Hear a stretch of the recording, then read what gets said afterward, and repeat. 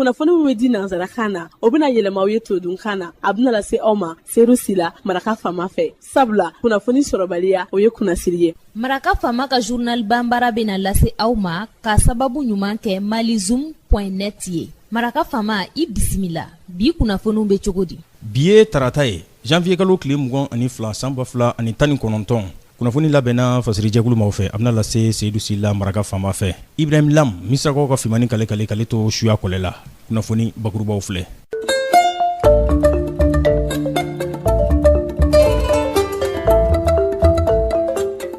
Tile 2 Banyango Tchad wolomasiri tabaw minnu bɛ diɲɛ tɔnba fulanbulamatigiw ka kulu kɔnɔna na olu ka fatuli kɔfɛ mugujugu ci dɔ senfɛ. Agel Hok ale dafɛla na n'o kɛra sababu ye k'u ka maa caman bɔnɛ a nin na. Mali wolomasiri tabaw u ye dimi bɔ u la.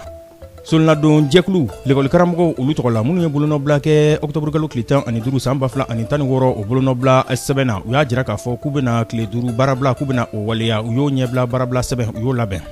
Senegali jamana ɲɛma Macky Sall ani Gambie jamana ɲɛma Adama Barrow kunungo u ye pont dɔ kurubokari pont min n'u y'a tɔgɔ da ko Sénégambie o ye Senegali ni Gambie jɛnbɛ pont min na o bɛ kɛ sababu ye ka tɛmɛni k'o nɔgɔya jamana fila ni ɲɔgɔn cɛ donc baro la kumabaw olu ye nin ye minnu bɛna walawala aw ye sisan daani na aw ni ce maraka faama ka journal Banbara lamɛli la dan tɛ aw la.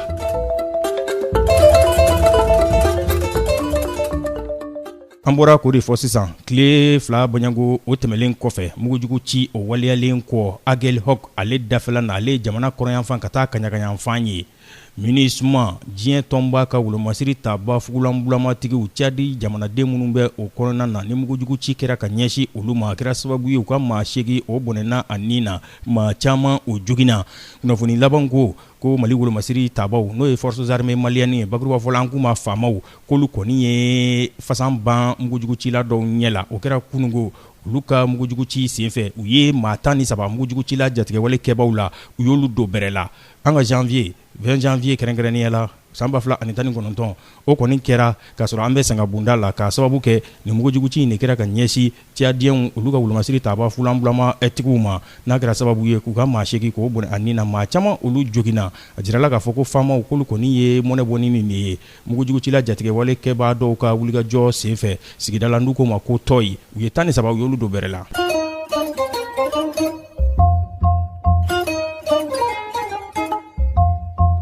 Solonadon jɛkulu n'o ye lakɔli karamɔgɔw ka solonadon jɛkulu ye olu ye bolonɔbila kɛ sɛbɛn dɔ la kabini octobre kalo tile 15 san 2016 a jirala k'a fɔ u ka baarabila kɔrɔlen tɛmɛlen kɔfɛ u bɛna baarabila kura waleya dɛ o bɛ tile 5 Banyango kofɔ n'u ko ma ko heure 240 Banyango o bɛna kɛ jamana fantan 4 bɛɛ lajɛlen na a baara ɲɛbila sɛbɛn u ye u labɛn u ka kuma lasela ale ye o kuma sɛbɛntiya n'o ye Adama Fɔnba ye a ko u bɛna o baarabila in kɛ jamana fantan 4 bɛɛ lajɛlen na wa u bɛ wele bila u ka tɔnden bɛɛ lajɛlen ma o bɛɛ lajɛlen ka a bato cogo la ko ɲinifɛn o ye 10 Banyango ye fɛn min ka dɔn ka fɔ 4 jamana fangamarabaw olu y'u kun don o de kɔrɔ olu ko k'olu tɛ se k'a tɔ ɲɛnabɔ o kosɔn sa u ko baarabila olu b'a waleya.